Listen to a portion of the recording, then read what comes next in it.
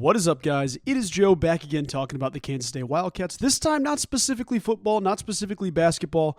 This is kind of a State of the Union type video. We're going to talk a little bit about where K-State stands in the future of college athletics. That's been a talking point for basically everybody, every fan, every coach, every player. I was going to say GM, every AD, everybody in the country. The future of college athletics consistently is talked about. Now, before I get into my take on this with Kansas State and where we're headed in the future, let me tell you this. If you like K-State athletics, if you like K-State basketball, K-State football, be sure and consider hitting that subscribe button. It takes about 4 seconds maybe, and it does help me out immensely. So I appreciate each and every one of you taking the time to help us grow the channel and get some more K-State fans on the airwaves here. Getting some more people to talk K-State ball with is always a cool thing. So be sure and consider doing that.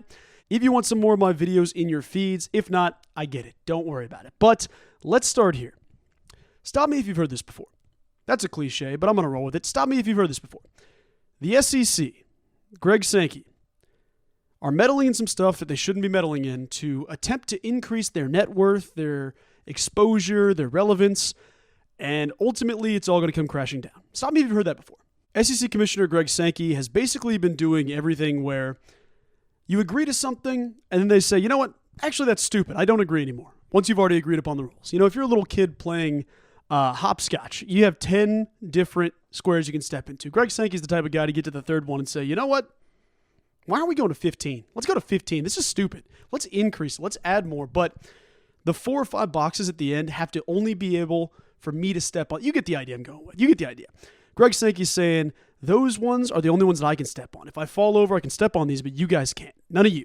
To get rid of all the examples, let me just say straight up, the SEC and Big Ten have kind of been conspiring to, tip the scales in their favor when it comes to the college football playoff, the future of the college football playoff. Now, for those of you that don't know, and I assume you would know because you probably like college sports, it's already been tipped in their scale for years with the original college football playoff. Basically, it's been the 4-team playoff where the majority of voting is by a college football committee.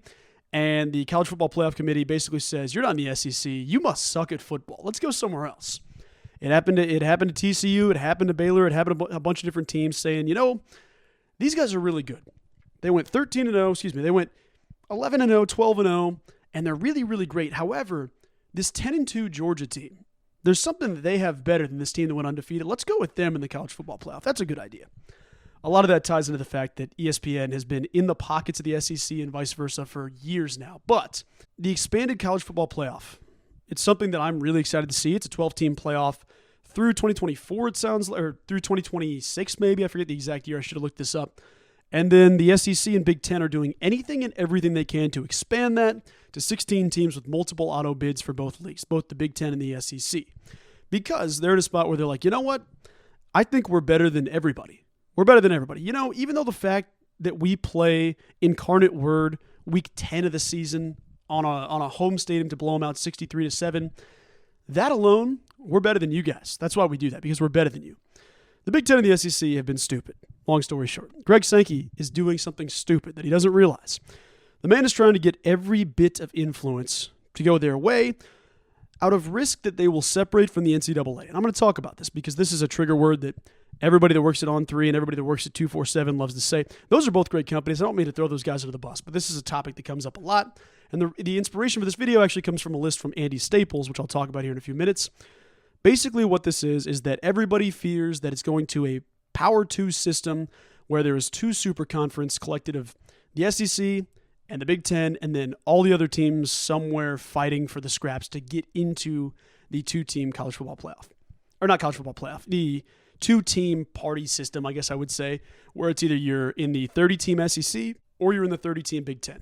I'll make this about K-State here in a sec. I apologize for my mini rant. But everybody loves to talk about this conversation because they think, well, if the ACC, the Big Ten, the other power conferences say, Greg Sankey, it's kind of stupid for you guys to get multiple bids when you just kind of claim you're the best and don't really prove that all the time. You're not really, leaps and bounds above the other league like you claim you are. You just point to things like beating TCU 65-7, despite the fact that TCU beat Michigan to advance to that. And everybody just glosses over that because they don't want to talk about it. Those are the things you point to and say, well, okay, we're the best. This is why. Well, with conference realignment, the reality is everybody's on the move. Doesn't matter what conference you're in. If you're a good team, you are going to the Big Ten and the SEC. That's the theory. I want to say this now. I am so freaking stoked that Brett Yormark is the commissioner of the Big 12. He's the smartest man in football. Genuinely, he's the smartest man around basketball. Obviously, he comes from a basketball background in the NBA. The dude isn't one to get worked over by the specific system that, not saying Bob Bowlesby did or different commissioners did, but you saw what happened to the Pac-12. Now the Pac-2, now Washington and Oregon State, whatever they are.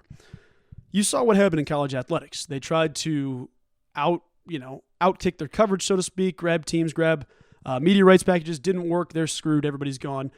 George Klavkov is now fired and out of a job. The Big 12 isn't in that situation. They were actually able to capitalize off that, and people are going to point at the Big 12 and say they're the instrumental part of why the Pac-12 exploded. It's not the case. It is really the undoing of a lot of this. You had UCLA, you had USC go to the Big 10. You have teams go to the SEC. You have different teams. The realignment start the process. Here's what I think. Because a lot of people want to say that, well, at some point the Big 12 and the ACC, they're going to explode, and then the SEC is going to have their pick of who they want. The Big 10 will have who they want. Here's the reality of the situation. Greg Sankey can put his big boy pants on and threaten whatever he wants. The deal is this. All they want is to be treated not fair. They want to be treated a step above the rest of the leagues because that's how they feel they are when it comes to football. In that situation, they are talking specifically football. They are so focused on how much better their football product is than every other sport, they're focused that they should get better treatment in the eyes of the NCAA. The NCAA, which, yes, it's flawed. Yes, it's not great. I'm not trying to go to bat for the NCAA. The thing that they have the ability to do is say, yeah, to hell with that. That's a stupid idea. We shouldn't treat you so far above that you're in your own league, basically. So then the response might be, all right, well, to hell with you. We are going to start our own league. The Big 10 and the SEC. We're going to do our own thing. Which you would think would be perfect for them. Except for the fact that every single sport that is affiliated with the Big 10 and SEC is now dropped. Because there's no way in hell the NCAA will be like, you know what? That's a good idea. We'll stay over here. You guys go over there. Don't worry about changing up anything in basketball or in baseball or in softball, whatever. You guys are totally fine to compete in March Madness. You're totally fine. No. You don't piss off the dudes in power and say, we're better than this. Screw this. We're out. Without some type of clapback from those in power that have been wronged, so to speak. The NCAA can say, all right, well, if you want to separate, you're done in every single sport. Every single non-revenue sport, you're still done. There's going to be rodeo clubs. There's going to be different things that are originally competing. Wrestling is a great example. It's growing in the Oklahomas and across the Midwest. There are so many sports that are going to be kicked out to the curb, when in reality, you'll just have like 3 teams from the SEC competing in equestrian stuff versus 2 teams from the Big 10 competing in, insert sport here. The response is that when they go do their own thing, everybody else is screwed. It's not just a football thing, no matter how bad people want to talk about, well, football's the dominant money-driving league. I'm not disagreeing with that. But it comes down to a fact of you're hanging everybody out to dry, Greg Sankey. You are tossing everybody out the window and saying, you know what, you guys can figure it out. It'd be great if we have 4 teams in a wrestling league. That's all of it. 2 SEC, 2 Big 10 teams wrestling. That's all we have. That's a great opportunity. People would love to watch that. Or a basketball tournament between the Big 10 and the SEC. So I'm watching Alabama play Northwestern in a national championship game? Are you kidding me? That's awful. That is garbage. I don't mean to just rant about the SEC and the Big 10, but that's my assessment of where it's going. Greg Sankey's going to keep trying to pull strings so they can say, well, we tried, and then do their own thing. And then when they do their own thing, that's where they screw over everybody.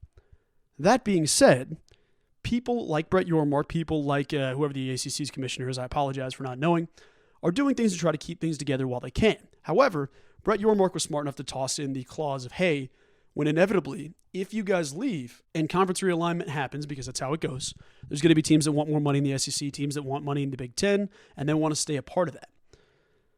Keep the Big 12 a part of it. Make sure that the Big 12 is involved. There was a separate clause added into the college football playoff contract saying if there is conference realignment, the Big 12 has to be a part of it. What that entails, I'm not entirely sure, but I will say this about K-State specifically. Kansas State is not a team that's going to be left out. To me, it screams SEC. Doesn't scream Big 10. It just doesn't. When you think about Kansas State, you think about 2 things. You think about football, you think about basketball. They are nationally relevant programs in both things. There's, obviously Kansas State, Texas Tech could be a good example, I assume. Oklahoma State. Those teams aren't getting left out. They're just not. You could easily see all 3 of those teams going to the SEC, and then you could see teams like Kansas. You could see teams like trying to think of the Big Ten. There's a weird vibe, and I can't really describe why, but there's Big Ten teams and there's SEC teams in the middle of the Big 12. You're going to have teams like West Virginia go to the Big Ten. You're going to have a bunch of different things like that. But what you're seeing is how bad it would be to be a team like Baylor or a team like, let me not toss somebody else out into the bus, but there's another team.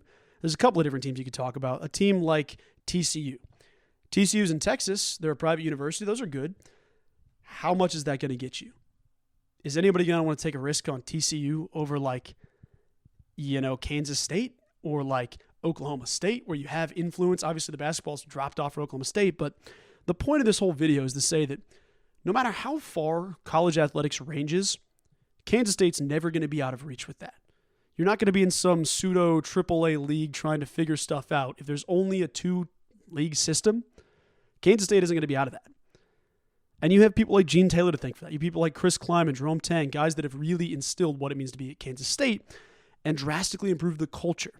Because Kansas State, I mean, you can talk about Bill Snyder. I don't want to just glaze past or move past Bill Snyder, but there's people that put their foot down and change the university.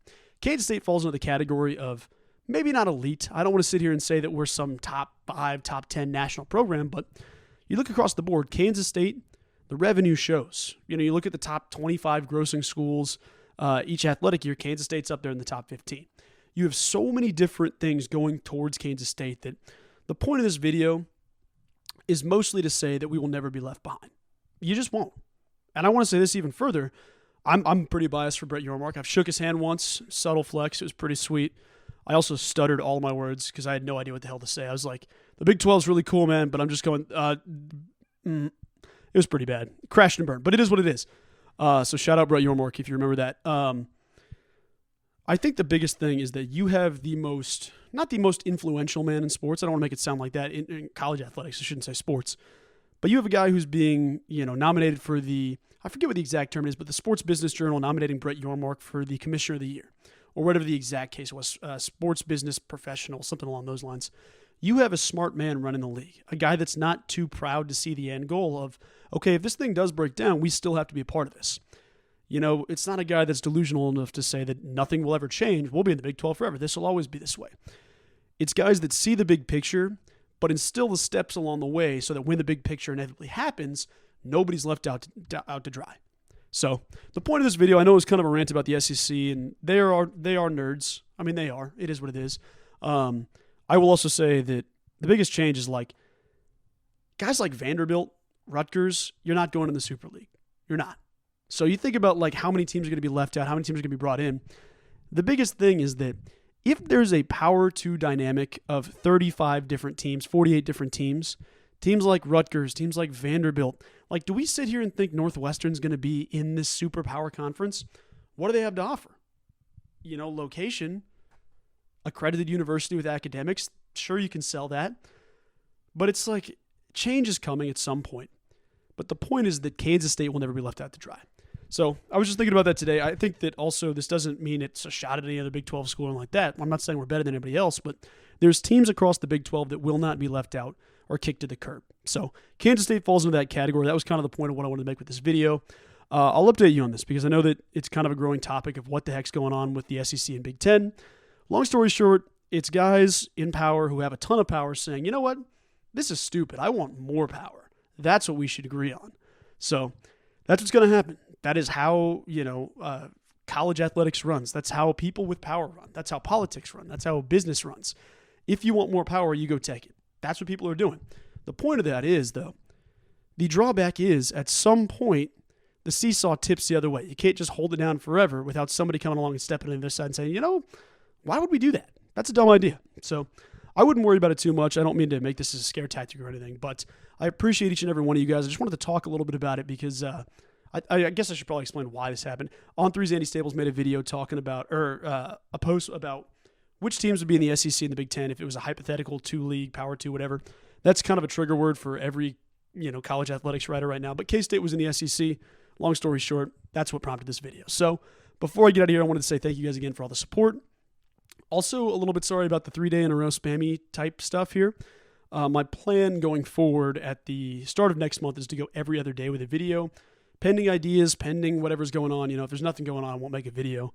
But that's the idea of what I'm going for. So that being said, that's the idea. I'm kind of hitting it hard because I missed the first half of this month with a sickness. But I appreciate each and every one of you guys watching, and we will talk here more in the future as things continue to change. I appreciate each and every one of you guys. Have a wonderful rest of your day. I will talk to you soon. Go Cats.